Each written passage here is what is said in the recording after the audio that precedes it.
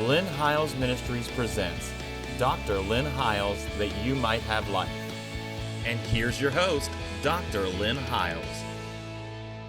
Thank you for joining us again this week on the program. This is the fourth segment that we are filming on the 14th chapter of Revelation. And I know that probably some of this is stretching you. It's stretching me a little bit. But as I continue to follow the preponderance of evidence, it becomes pretty much clearer to me what's really being said here, that sometimes we've taken a 21st century mindset and tried to apply it to ancient scriptures that can only be interpreted by using other scriptures. Now, before I get into the teaching today, let me say to you that you can go back and review any of these teachings on our YouTube channel.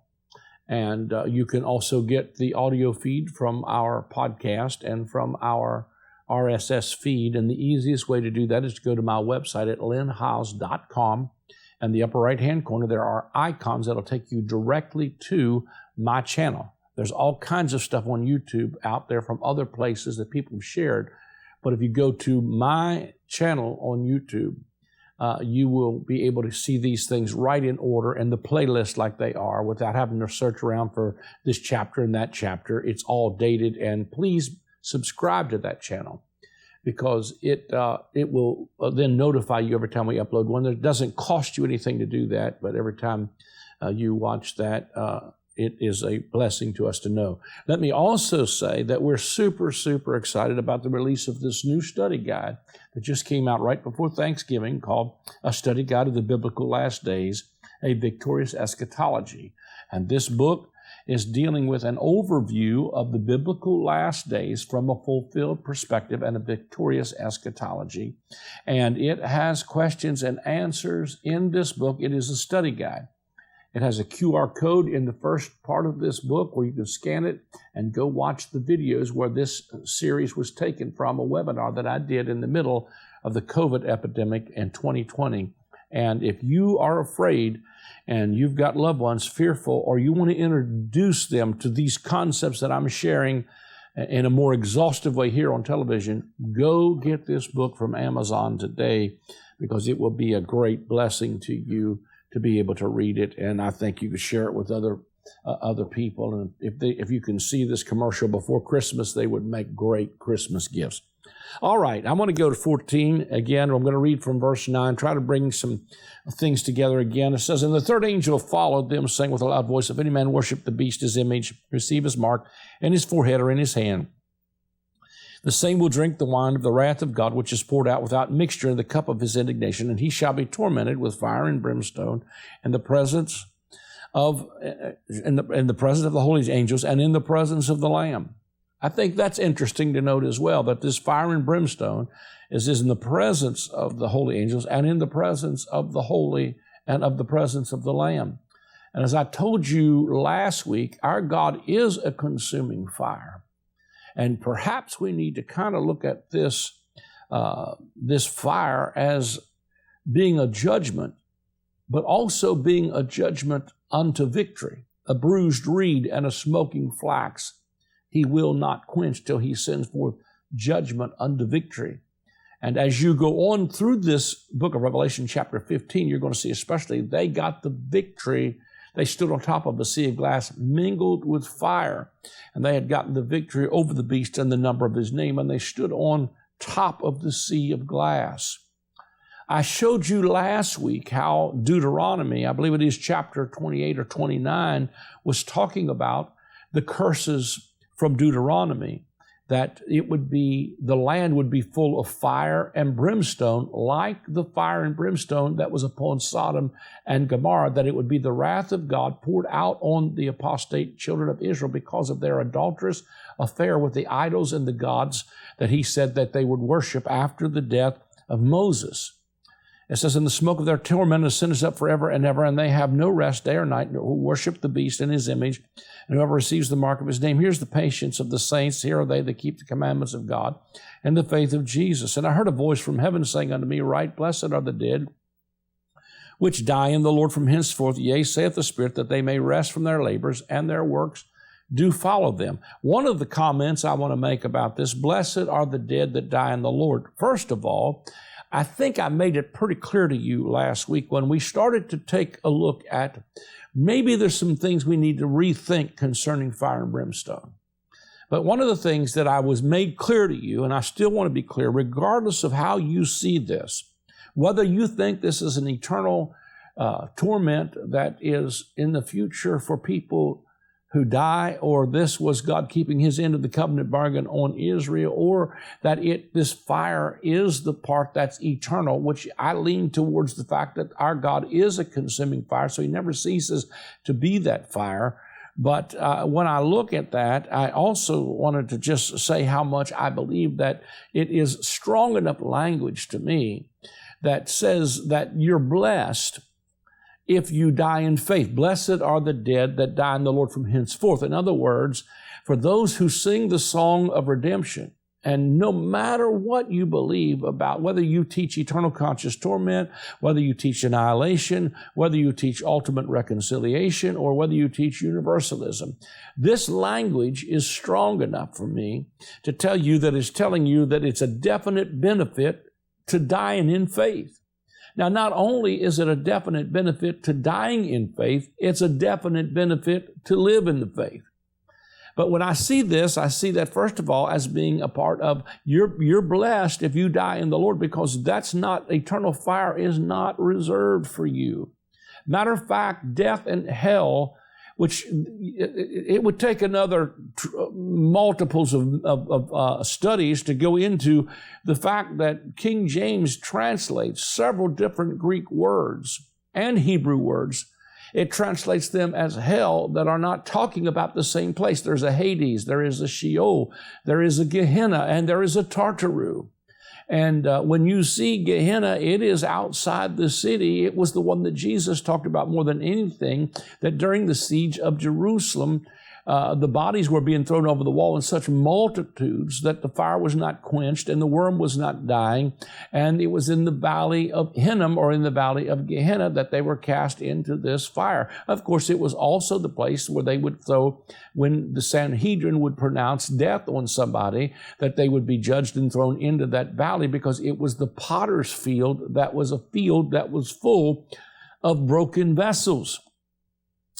And I am going to stretch you just a little bit to consider this as a possibility, is the valley of Hinnom was the place where there was broken vessels. And it was the potter's field that Jeremiah was told, go buy the potter's field, because the potter could buy that field, because in that field were vessels that could be made over again. And that he would buy that field because he would see value in those broken pieces of pottery that he could go. And that has ramifications on this side of the grave. And whatever you want to do with that is up to you. But I will say this to you. I think it's incredibly important that the scripture pointed out that when Judas committed suicide and he hanged himself, that the Bible takes great pain to point out that his bowels burst asunder. When his bowels burst asunder, what was in his bowels was the elements of communion that Jesus had served the disciples, and including Judas, the night before his decease. When he said he gave even the sop to the one who dipped his hand, he gave it to Peter who would betray him, he gave it to Judas. But Judas's bowels were full of the communion elements that spattered all over the valley of Hinnom.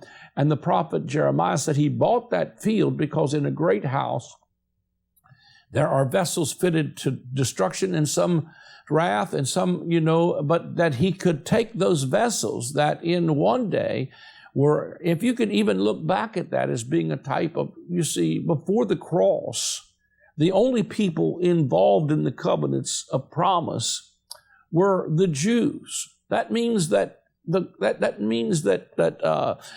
Pharaoh could not have gotten saved if he would have wanted to. He was a vessel that was fitted to destruction. But did God leave them there? I don't know. The scripture says that Jesus went into hell and preached to the spirits who were in captivity.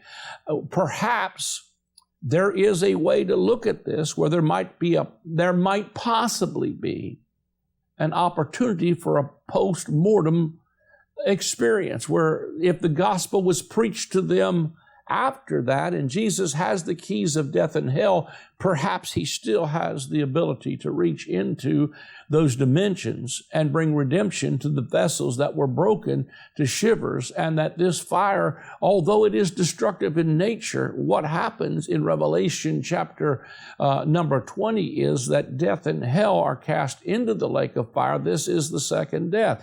And so death and hell, which is Hades and Sheol, and some of these words that are used, were cast into the lake of fire. It is absolutely God's full ratification of the destruction of death, because he came to redeem us. Remember that the wages of sin under the old covenant were death. I don't know why you'd up the ante when you got into a better covenant called the new covenant. If the wages of sin were death, Jesus came to redeem us from sin, sickness, poverty, and death. Perhaps that lake of fire could be used as a place. And I know this is just really stretching some of you. I'm just saying, consider this as a possibility. These are things I'm considering. And when I teach this, I just want to say I'm not dogmatic about any of this. I simply want us to say maybe there's another way to look at this. And it's redemptive, because in Revelation chapter 15, they stood on top of this sea of glass that was mingled with fire, and they got the victory over the beast in the number of his name. So perhaps death and hell are cast into the lake of fire, and that's the second death. And the second death is simply a death to the first one.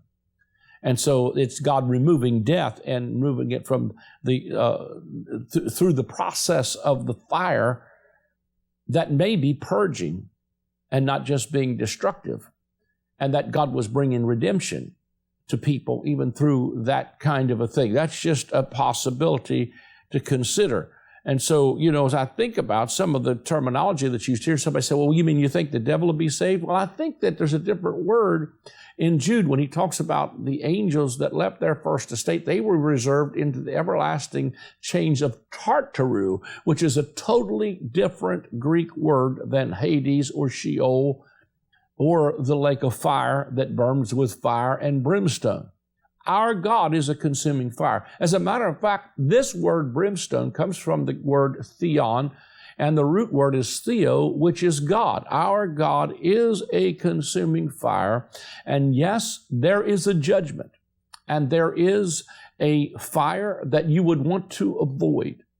And no matter how you see this, I think it to be possibly age enduring, because the rest of the dead do not live again till the 1,000 years are finished. So one thing that unbelievers miss is they miss the life of the coming age, which was the Aeonian life that was being offered to those coming into the new covenant. But those who had already received Christ had the life of the coming age. They had eternal life already in their spirit. They were already the ones. And so when he's saying, blessed are the dead that die in the Lord from henceforth, he's talking about it's a blessing, number one, to die in faith. Number two, after the demise of this city and the destruction of the temple, those who had been held in the grave had not been resurrected until after the resurrection of Christ, which would be the resurrection of Christ, and then they were seen in this city, many that were came out of the graves in Matthew 27, and were seen in the city. That would be Christ and the first fruits. Afterward, they that are Christ at his coming, which I believe to be in AD 70. And so after AD 70, what he was referring to here is what Paul was in 1 Thessalonians 4. I'm going to show you a mystery. We will not all sleep, but we will be changed in a moment, in the twinkling of an eye, at the last trumpet. Well, the last trumpet sounds in Revelation 7, right after the siege of the Romans for the 42 month that they tread the city underfoot. And so when you see that, you have to kind of take a look and say, maybe this judgment that we're talking about is a judgment that is producing something. And we're gonna look at some more of this stuff here, even as a horse is brought up, because it relates to some things that are involved here. But when he's saying, "Blessed are the dead that die in the Lord," he's saying again, up until that resurrection that took place, I believe in 70 AD, because the way into the most holy place, into heaven itself, was not yet made while the first tabernacle still stood. But at the destruction of the temple and the removal of the old covenant system and that covenant of death, that death in hell, Isaiah said that your covenant with death would be annulled and your agreement with hell will be broken.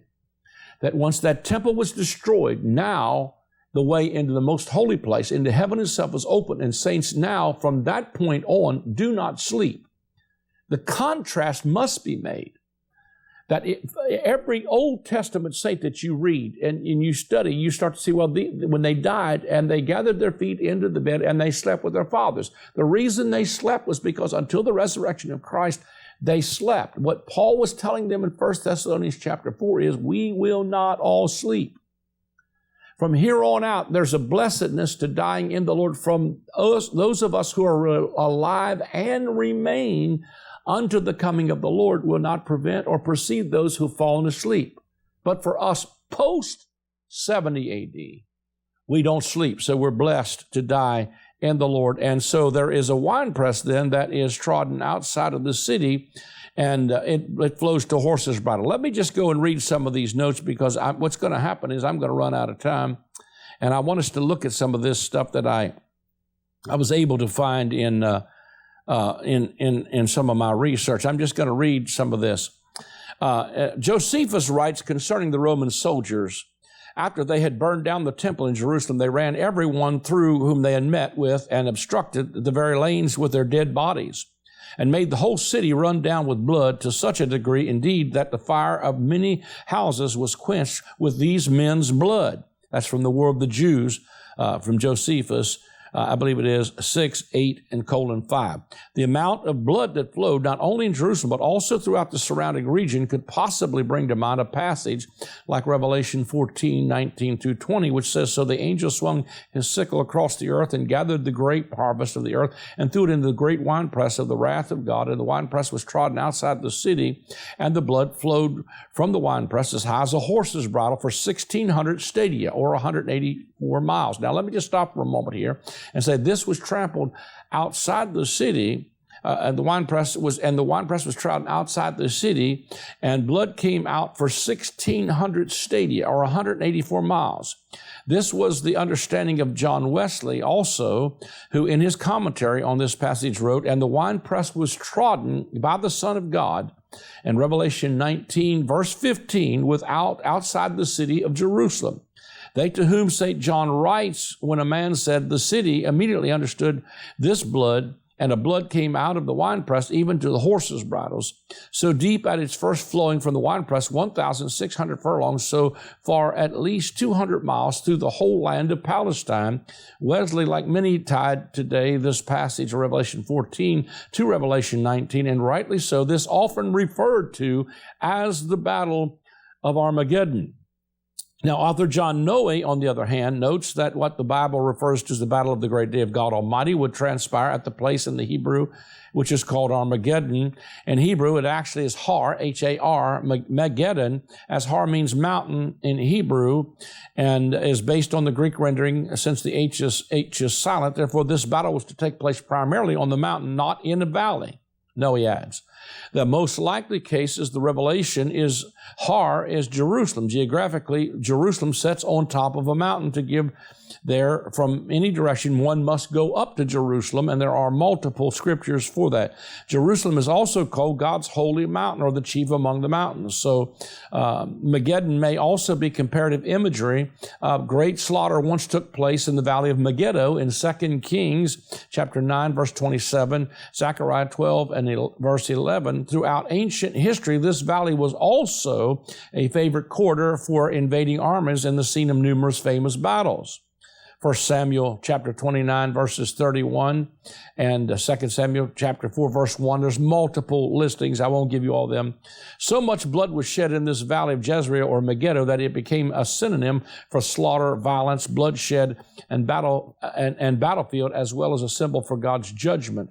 Hosea 1, verses 4 through 5. In our day, Armageddon has also become synonymous with a symbol for the ultimate warfare and conflict, very similar to the fashion of the word Waterloo has garnered a symbolic use back in 1815. This town in Belgium was the battleground of the scene of Napoleon's final defeat. Today we have a saying that that someone or something has met their Waterloo. In other words, it's used as a symbolic language. We don't mean that they have met in the city of Europe. We mean they met their demise through that particular thing. History records the great slaughter that took place on a mountain in Palestine within the lifetime of the original recipients of the book of Revelation. In AD 70, the Roman armies of Titus totally destroyed Jerusalem and the temple. According to Eusebius, 1.1 million Jews were killed. This description by Josephus also shows how the fulfillment of this prophecy could have taken place during the Jewish-Roman War. And then he goes on to say, now this destruction that fell upon the Jews, it was not inferior to any. This is from Josephus, the writing the War of the Jews from 67 to 73 AD, regarding which he provides the following account. Now the destruction that fell upon the Jews, as it was not inferior to any of the rest in itself, so did it all appear greater than it really was. And this because not only of the whole of the country through which they had fled was filled with slaughter, and the Jordan River could not be passed over by reason of the dead bodies that were in it, because of the lake Asphaltus. Now the lake Asphaltus is also known as the modern Dead Sea. But I want you to see that because the lake Asphaltus could be connected to the lake of fire. And see, it says the modern Dead Sea was also full of dead bodies that were carried down into it by the river.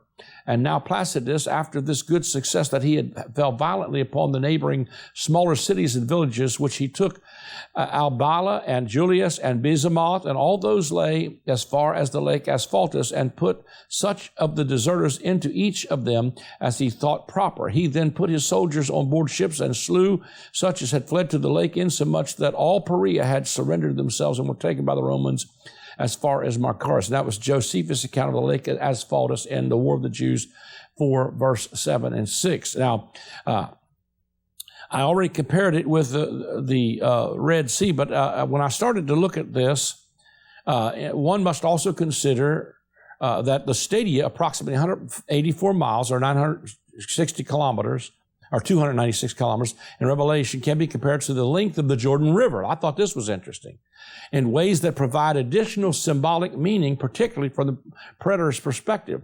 The length of the Jordan River flows approximately 156 miles or 251 kilometers from its source in the north of Mount Hermon to the Dead Sea. This measurement is close to the 1600 stadia described in Revelation 14, verse 2, which could suggest a deliberate symbolic connection to the entire land of Israel, connection between 1600 stadia and the Jordan River, symbolizing Israel's full judgment. The Jordan River spans the geographic heart of Israel, running from the northmost regions to the southern Dead Sea. In other words, it flowed with so much blood until the Jordan had turned red. The 1600 stadia may reflect the idea that the judgment described in Revelation 14:20 encompasses the whole land of Israel, as Jordan symbolically cuts through the promised land. Jordan as a covenant symbol. The Jordan River is rich in biblical covenant significance. It was the point of interest, point of Israel entering into the promised land, and could be significant of them coming out of Egypt, crossing the Red Sea, coming across the Jordan River now that was flowing with blood, and into their promised land, as seen in the fulfillment of the new Exodus being completely now coming to an end, and the people coming into their new promised land. The blood flowing along the symbolic length of Jordan could represent the end of the old covenant Israel and the judgment of those who rejected Christ, the new covenant mediator. The geographic scope of the devastation described in Revelation is often linked to the Roman-Jewish War of 66 to 70 AD, which affected the entire region. The connection to the Jordan's length may emphasize that the bloodshed extended from Galilee in the north, where the conflict in Jerusalem, and beyond the south. Jordan's destination was into the Dead Sea, where it was like there was no life in that. So it's really a symbol of a lot of judgment. The Jordan River flows to the Dead Sea, a symbol of death and barrenness. The imagery of blood flowing over the land to the Dead Sea region reinforces the totality of the judgment a covenant-breaking generation faces, their destruction, their fate ending in death and separation from the promises of God. The 1600 stadia and the Jordan course both symbolize totally the totality and judgment across the land of Israel. In conclusion, the 1600 stadia and the Jordan River can be seen as parallel symbolic measures of the judgment that befell Israel. Just as the Jordan represents the full length of the promised land, and 1600 stadia imagery reinforces the idea of complete devastation and divine retribution across the covenant land in 70 AD. And then the Lake Asphaltus is an ancient name for the Dead Sea, a hypersaline body of water located at the lowest point of the earth between modern Israel and Jordan in the West Bank. The name Asphaltitis refers to the natural bitumen that would occasionally rise to the surface of the lake, a characteristic noticed by ancient historians. It literally had asphalt that rose to all of that would come to the top of the thing. It would surface with asphalt. There's so much. The Dead Sea is also located near the historical site of Sodom and Gomorrah. The city is destroyed by fire and brimstone as a result of the divine judgment. And so there's so much that could be said here, but also wanted to say that there's also a connection to the one whose vesture was dipped in blood. In Isaiah 63, verse 3, it says, I have trodden the winepress alone from the nations, and no one was with me. I trampled them in my anger and trod them in my wrath. Their blood spattered my garments and stained all my clothing, meaning the treading of the wine represents God's active role in executing judgment, with the blood symbolizing the destruction of his enemies. And you can see that through a whole lot of different scriptures. And so there's a lot of imagery that could be compared there. But the bottom line is, in conclusion, please notice that Revelation 15, they're the ones that get the victory over the beast and the number of his name, and they're standing on top of the sea of glass. But if you see, all of this imagery is connected to the judgment that was upon apostate Israel in the first century, and it may have ongoing ramifications. I'm not saying God doesn't have judgment or doesn't deal with people in this day. I am saying he doesn't deal with them on the basis of an old covenant paradigm. We've crossed into the promised land, and we sing the song of the Lamb. We're out of time. If you'd like to sow a seed into the ministry, please go to our website there. You can see the address on the screen, and you can sow a seed via credit card or debit card. You can set up a monthly debit if you'd like to become a monthly partner, or you can give a one-time gift. You can also send a check or money order to the address that will come on the screen, and you can call the number that's on the screen, and someone will take your call.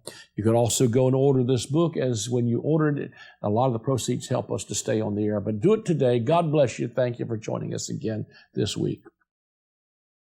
Wouldn't it be incredibly good news if the last days are past days and not in your future? What if you don't have to face a future 7 years of hell on earth called the Great Tribulation and worry about a future mark of the beast? What if you discovered that these events happened in the past and were written about to a first century church and are not in our future? If this interests you, then this study guide will be well worth your time, as it explores these and other subjects in great detail.